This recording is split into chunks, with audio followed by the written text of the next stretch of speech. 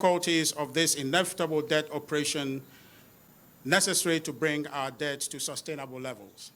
This acknowledgement by the government is reflected in its willingness to engage and accommodate the proposals that have come from the various stakeholders.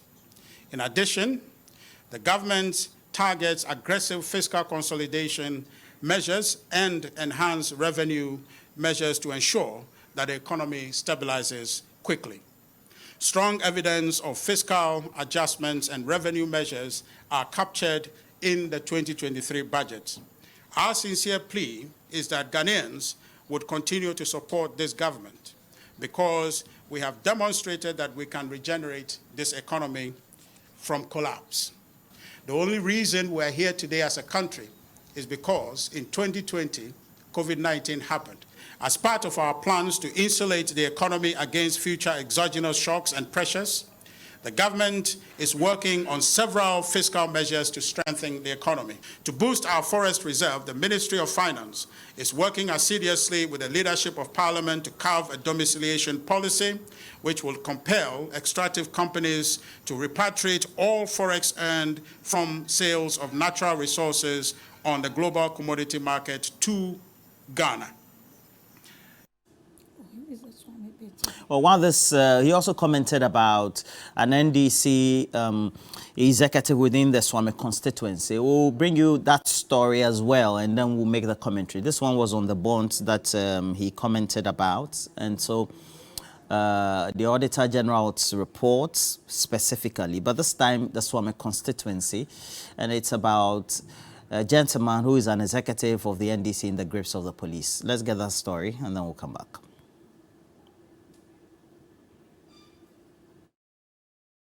The wanted Swami NDC youth organizer reported himself to the Central Police Command in the company of his lawyer, some regional party executives, and sympathizers. The command later referred the case to the Suntresu police station, where Razak's statements were taken. Evans Amankwa is the counsel for Razak. They charged him with offensive conduct and were to go to court. But unfortunately, after the statement, we realized that time has far been spent, so we agreed to go to court tomorrow. The lawyer expressed their readiness to cooperate with investigation. We would cooperate with the law. We are not perturbed about the detention of our brother here. No, he will be in South till tomorrow. He's not worried. He meant what he said. He is not in any way perturbed about it. Now, Loratu, it looks like government is not happy, or the position of the party is at variance to the. They said the communication that went viral from the gentleman was, well, rumor mongering, and then also an affront to the peace of the country. What do you say? Roland, I mean, whatever the gentleman said, I don't think any well-meaning Ghanaian will be happy with it. Because, I mean, we are touted as a peaceful country and all that. Can you paraphrase what he said? Come again. In English? I don't even want to. I Okay. don't want to. I mean, I have a principle not to even share some of these things. The police, and we must commend the police for the swift intervention. Some of these utterances are not utterances we need to be encouraged, especially in the times we find ourselves in. It's just for our viewers so that we also get No. I don't, it's too heavy. It's just, I mean, it's not language that I even want to. There is not threats. I don't know what he was on.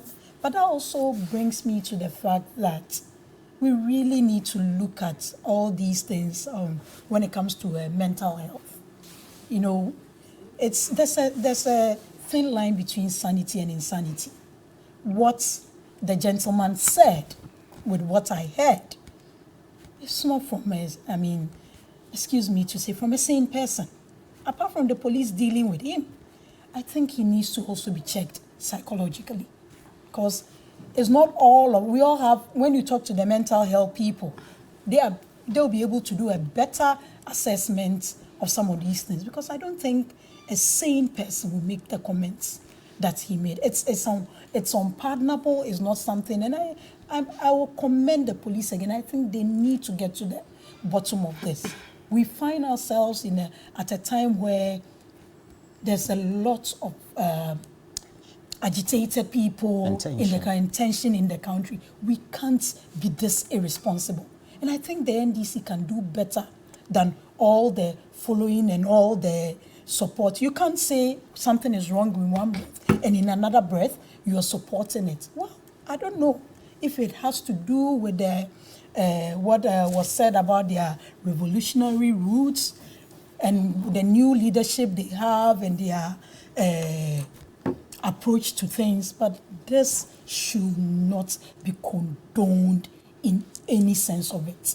It's wrong on all fronts. It doesn't matter whether it's NDC, whether it's a citizen, whether it's MP.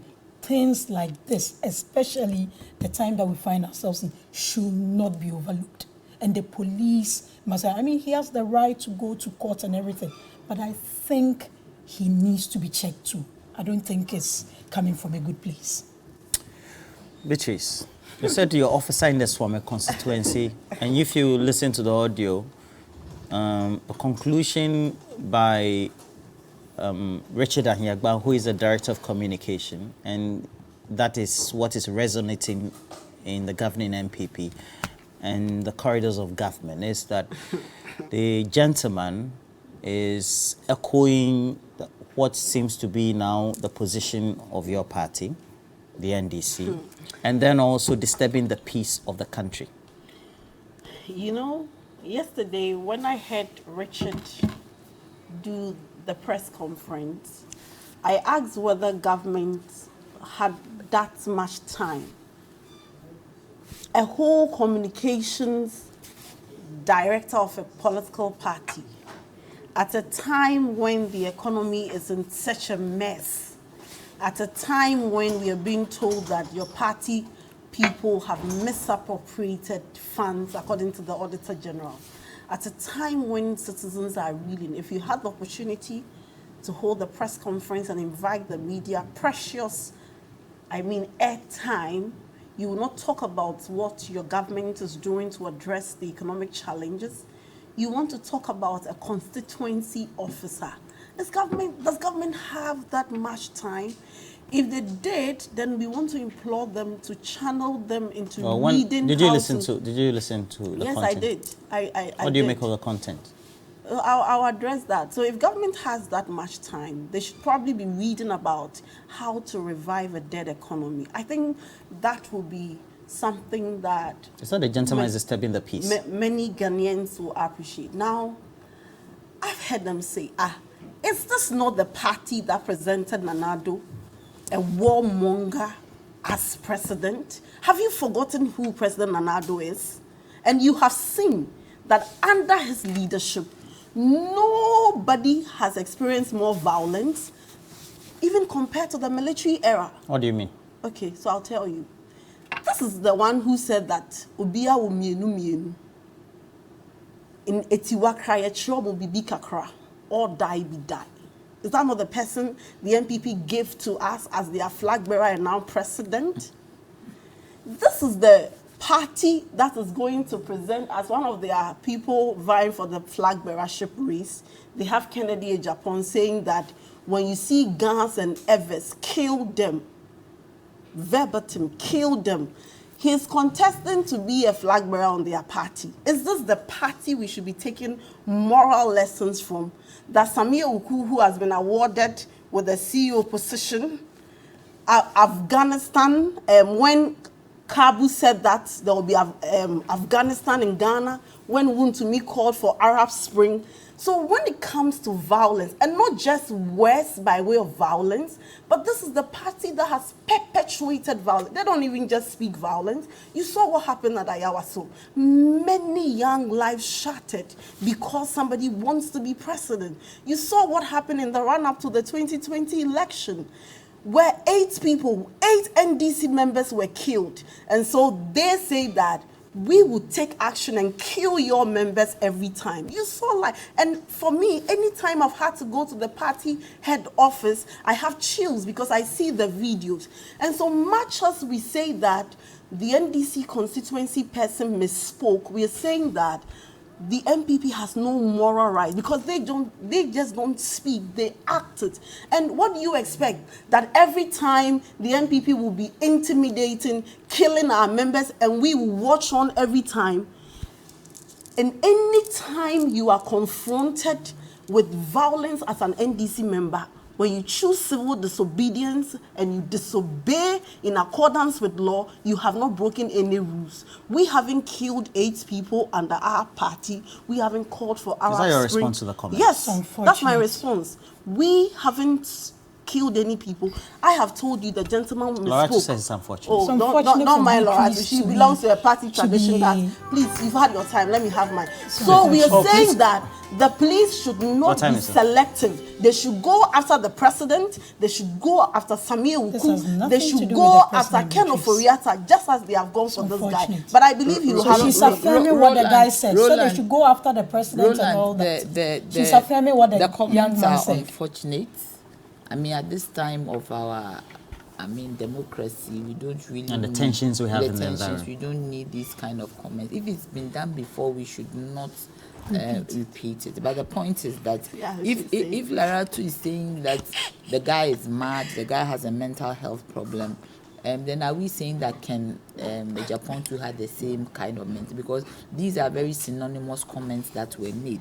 And I'm also a bit perturbed that a whole MPP press conference under the circumstances in which we are would even give traction to a constituency organizer making these comments. The police are investigating. They have decided to do what they have to do. The duty of the MPP is to make sure that Ghanaians are okay, is to make sure that Ghanaians are not cheated the way they want to cheat us with our bonds. So, this one is not be in the purview of this.